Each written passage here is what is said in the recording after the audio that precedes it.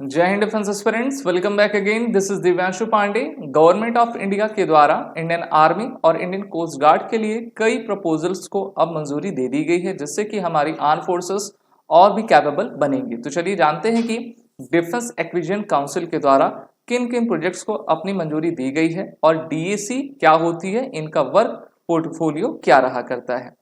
जैसा कि हम सभी जानते हैं कि अभी हाल ही में 29 जुलाई 2024 को डिफेंस एक्विजिशन काउंसिल यानी कि रक्षा अधिग्रहण समिति की एक मीटिंग बैठी, जिसको हेड कर रहे थे भारत के रक्षा मंत्री राजनाथ सिंह, और इन्होंने कई प्रोजेक्ट्स पर अपनी सहमति आपकी जताई है और उस पर हस्ताक्षर आपका किया हुआ है। और हमारे arm forces mainly Indian army को जो है एक्सेप्टेंस ऑफ नेसेसिटी के तहत advance land navigation system ALNS provide किया जाएगा और इस एडवांस लैंड नेविगेशन सिस्टम को आर्मर्ड फाइटिंग व्हीकल में आपका लगाया जाएगा, जिससे कि पूरी तरीके से फुल प्रूफ एक प्रकार से हमारा इंक्रिप्शन रहेगा और हमारे इंडियन आर्मी की जितनी भी फाइटिंग व्हीकल्स हैं वो अपने ग्लोबल पोजिशनिंग सिस्टम का यूज करते हुए किसी भी टेरेन में अपने रास्ते का आपका पता लगा पाएंगे। तो ये जो आपका वर्जन है वो मार्क सेकंड वर्जन है। इसको और भी बेहतर तरीके से कंपैटिबल बनाया गया है और इसको डायरेक्टली लिंक किया जाएगा Indian regional navigation satellite system के द्वारा और नाविक से। और इन दोनों सिस्टम को आप सभी जानते हो हमारे इसरो ने डेवलप किया है। जैसे कि हम आप हैं, हम गूगल के GPS का इस्तेमाल किया करते हैं, लेकिन हमारी आर्म फोर्सेस गूगल का यूज नहीं करते। वो मेनली सैटेलाइट से डेटा लेती हैं और उसी के GPS मैपिंग पर आपको निर्भर रहा करती हैं। तो इसलिए जो इंडियन आर्मी के फाइटिंग व्हीकल्स हैं उसमें Indian regional navigation satellite system, navigation, Indian कंसल्ट्रेशन और ग्लोबल नेविगेशन सैटेलाइट सिस्टम का इस्तेमाल किया जाएगा, जिससे कि किसी भी प्रकार की त्रुटि ना हो सके और कोई भी दूसरा आपका अनइनक्रिप्टेड उसको ना कर पाए।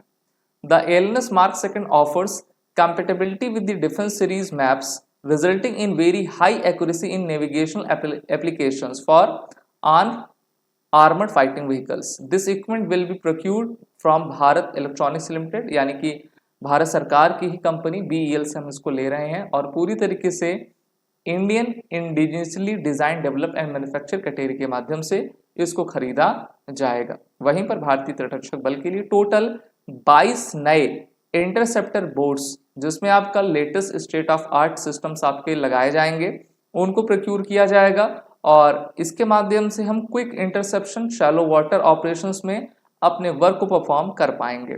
और भारतीय तटरक्षक बल की coastal surveillance, patrolling, search and rescue operations, medical evacuation को बढ़ावा आपका दिया जाएगा।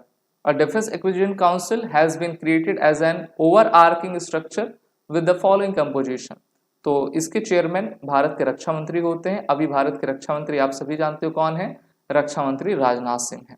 वहीं पर रक्षा राज्य मंत्री, चीफ ऑफ डिफेंस स्टाफ अगर मौजूद हैं तो, chief of army staff, chief of navy staff, chief of air staff और डिफेंस सेक्रेटरी, इतने रहते हैं। इनके अलावा secretary department of defence production and supply, secretary defence research and development, secretary defence finance, vice chief of the army staff ना अगर appoint उनको किया गया है, और स्पेशल सेक्रेटरी एक्विजिशन इसमें आपको शामिल रहा करते हैं।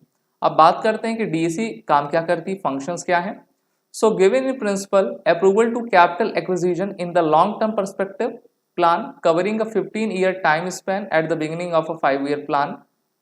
The approval will in particular identify make projects in prospective plan where long gestation periods are involved। जब करगिल का युद्ध हुआ था, करगिल रिव्यू कमेटी बैठी थी, उन्होंने कहा था कि एक प्रकार का डीईसी की स्थापना होनी चाहिए, तब से इनके आपकी स्थापना की गई है।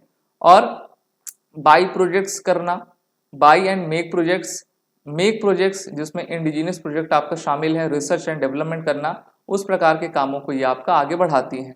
Monitor to progress of major projects on a feedback from the Defense Procurement Board, the DAC will meet as required.